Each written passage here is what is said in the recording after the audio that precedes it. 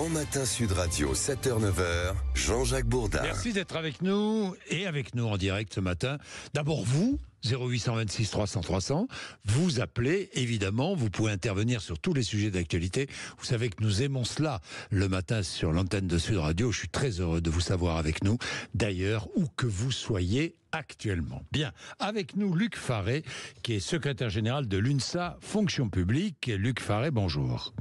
Bonjour. Merci d'être avec nous. Alors, annonce du ministre du Budget et du nouveau ministre en charge de la fonction publique, Guillaume Kasbarian. Nous allons, je les cite, nous allons réduire de 1,2 milliard les dépenses liées aux arrêts maladie dans la fonction publique grâce à des mesures de lutte contre l'absentéisme et de meilleure maîtrise des arrêts de travail. Meilleure maîtrise, ça veut dire quoi? Ça veut dire que le gouvernement veut revoir les règles des arrêts maladie dans la fonction publique en passant d'1 à 3 jours de carence. 1 à 3 jours de carence comme dans le privé. Luc Faré. Mais écoutez, cela me fait dire que c'est une forme d'injustice parce que dans le secteur public, il y a aujourd'hui déjà un jour de carence, mais ce jour de carence n'est absolument pas couvert ni par une convention collective, ni par les mutuelles. Il n'est jamais payé. Attendez, je m'arrête là, Luc Faré. Il n'est jamais payé ce jour de carence? Aujourd'hui, il n'est jamais payé parce que les textes de la fonction publique l'interdisent. Donc aujourd'hui, passer de 1 à 3 jours, cela veut donc dire que tous les agents ne seront pas payés lorsqu'ils sont malades ou lorsqu'ils sont accidentés. Et vous savez qu'on ne choisit jamais d'être malade ou accidenté, eh bien, vont perdre 3 jours pleins de rémunération, alors que je le disais, c'est une comparaison. Il faut toujours savoir garder à toute comparaison. Mais 75% des salariés sont couverts soit par la convention collective et donc leur entreprise, soit par une mutuelle. Donc oui. Là, il y a une forme d'injustice. Mais Luc Faré, dans la fonction publique, on a aussi des mutuelles. Et oui, mais les règles qui sont actuellement fixées dans le rapport entre la mutuelle et l'agent par l'intermédiaire de tout le texte qui encadre la fonction publique, eh bien on ne peut pas, les mutuelles ne peuvent pas rembourser les jours de carence. Alors pourquoi est-ce que le ministre dit, je le cite, un fonctionnaire en arrêt recevrait 90% de son salaire contre 100% actuellement? Pourquoi dit-il cela? Parce que une fois que les jours de carence ou le jour de carence actuellement sont effectif. Le 4e jour est pendant toute la durée du congé. Jusqu'à présent, les agents sont effectivement pris en charge par l'employeur qui est alors auto-assureur.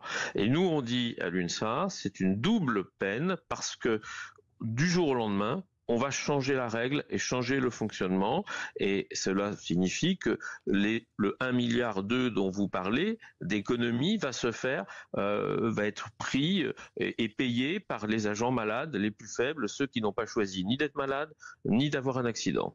Oui, mais en 10 ans, le nombre de jours d'absence dans la fonction publique a augmenté de 80%. Comment l'expliquez-vous? Alors, d'abord, je relativise ces chiffres parce que chiffres donnés par le ministère. Hein, je donne les sources. Je pense que c'est effectivement important de regarder, mais ce qu'il faut qu'on regarde, c'est ce qui s'est passé au moment du Covid. Mais je crois que le Covid, tout le monde l'a en tête, et je crois aussi parce que c'est les premiers chiffres qui nous ressortent pour les années qui suivent, c'est-à-dire 2023, que nous ne connaissons pas encore tout à fait, les chiffres sont en baisse. Mais au-delà de cette polémique, ce qu'il faut que nous regardions, c'est les conditions de travail, elles se dégradent, c'est l'allongement des carrières, c'est le fait que, en fonction de la pyramide des âges, en particulier dans la fonction publique territoriale, plus il y a d'agents âgés, je vous rappelle que tous les agents travaillent jusqu'au moment où ils prennent leur retraite, eh bien, il y a effectivement, pour des métiers pénibles, difficiles, avec l'investissement de son corps, un certain nombre d'arrêts en fin de carrière. Donc tous ces éléments-là, c'est une vérité, mais donc il faut qu'on travaille sur les conditions de travail, sur l'emploi, sur... C'est ce que vous allez dire au ministre. Vous allez rencontrer le ministre, là, j'imagine. Alors, nous avons déjà discuté hier, pour être très franc avec vous, avec le ministre, au téléphone, et je lui ai dit, franchement tout le mal que je pensais de cette mesure, de cette double peine, comme je le dis, et j'appelle ici à votre antenne, j'appelle déjà votre antenne d'abord à la raison, c'est-à-dire demander au gouvernement de ne pas aller jusqu'au bout, et puis surtout au Parlement de refuser la mise en œuvre de ces deux dispositifs. Voilà, vous demandez au gouvernement de suspendre cette volonté, cette idée, et vous demandez aux parlementaires de se saisir de la question et d'interdire en quelque sorte cette mesure. Tout à fait.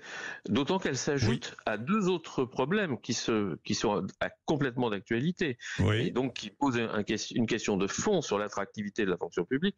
La première, c'est la suppression de la garantie individuelle de pouvoir d'achat qui a déjà décidé par ce gouvernement pour l'année 2024 et pour l'année 2025 et qui s'ajoute au fait que les salaires n'ont pas été revus et augmentés ni en 2024 et ni en 2025 puisque on voit bien que c'est pas ce qui est à l'ordre du jour. Donc d'une part on n'augmente pas les salaires, en plus on fait payer les agents lorsqu'ils sont malades. Vous voyez bien toutes les difficultés.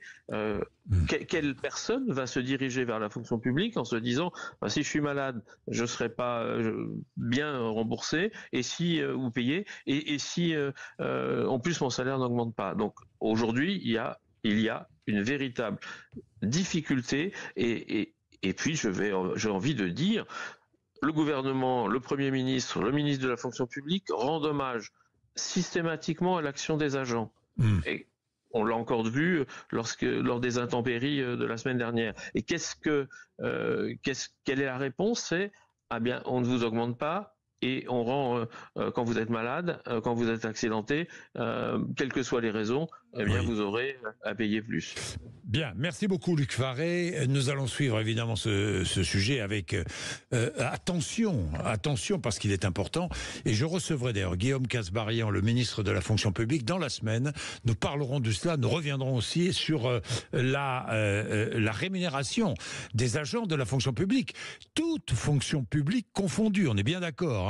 Fonction publique territoriale, hospitalière et nationale. Bien, il est 7h18, vous êtes sur Sud Radio, vous écoutez Sud Radio et vous réagissez 0826 300 300 et nous sommes avec Laurie Leclerc pour le rappel des titres de l'actualité. Laurie.